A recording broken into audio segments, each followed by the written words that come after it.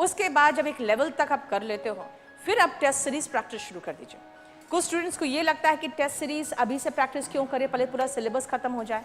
आपको सिलेबस में कैसे पढ़ना है उसका भी तो एक ग्लिम्स देता है टेस्ट सीरीज ही, इसलिए टेस्ट सीरीज में कहती हूँ शुरू से करना चाहिए आपको। जब आप टेस्ट पेपर में आते हो ना, जब आप एग्ज़ाम देने जाते हो या ऑनलाइन टेस्ट हमारा जब देते हो, तो थोड़ा सा अपने आप को फास्ट रखने की कोशिश करो और देखो कि हमें पहले क्या करना है, हमें पहले कौन सा सब्जेक्ट उठाना है जिससे मेरा कॉन्फिडेंस या तो बढ़ जाए या तो मेरा टाइम बच जाए। कई लोग रीजनिंग से शुरू करते हैं क्योंकि उनका कहना है कि रीजनिंग में जब हम 45 प्लस कर लेते हैं तो हमारा कॉन्फिडेंस बढ़ जाता है।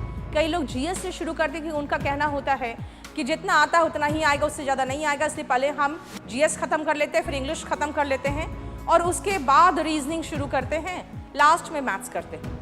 तो मैंने आपको कहा कॉन्फिडेंट रहो, क्योंकि अगर आपसे जो क्वेश्चन नहीं हुआ, जान लेना कि भारत से किसी भी स्टूडेंट से वो क्वेश्चन नहीं हो सकता।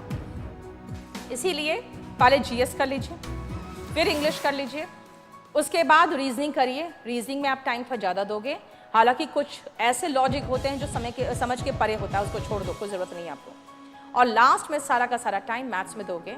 इससे क्या होता है कि आप पूरा का पूरा टेस्ट पेपर अटेम्प्ट कर सकते हो। कई बार ऐसा होता है कि आप पहले मैथ्स में चले जाते हो, बहुत समय वहाँ पे जाया करने के बाद जो क्वेश्चंस आ रहे होते हैं रीजनिंग में या इंग्लिश में, वहाँ तक पहुँच नहीं पाते। और सीरियली भी चलने की कुछ स्टूडेंट्स की कोशिश करते हैं, जिनका पेज ठीक से नहीं खुल रहा होता है ना कंप्यूटर में, वो लोग प्रॉब्लम फेस करते हैं। इसीलिए ध्यान रखना कि जब आप टेस्ट पेपर देते हो, अभी हर संडे को जब ऑनलाइन टेस्ट दोगे केडी कैंपस के साइट पे, तो आप खुद महसूस करोगे कि कैसे हमें करना है, वो आप खुद सीखोगे। पहले हमें क्या करना चाहिए, कौन सा सेक्शन उठाएं, फिर कौन सा सेक्शन उठाएं, और ऑल ओवर इंडिया में आपका जो रैंक होगा वो डिसाइड करेगा कि आप सिलेक्शन के कितने नज़दीक हैं। क्योंकि सारे लोग ऑल ओवर इंडिया में जो टेस्ट देते हैं, ध्यान रखना कि वो सारे मंझे लोग होते हैं और उन्हीं के साथ आपका कॉम्पिटिशन है। कई बार स्टूडेंट्स कहते हैं इतने लाखों स्टूडेंट्स अपीयर हो रहे हैं, पता नहीं क्या होगा। देखिए, आप लाखों स्टूडेंट में 50% स्टूडेंट तो ऐसे हैं जो सिर्फ फॉर्म भर दिए हैं, जो पहली बार फॉर्म भरे हैं और सोच रहे हैं कि हाँ फॉर्म भरे और हमारा हो जाएगा। ऐसा नहीं होता।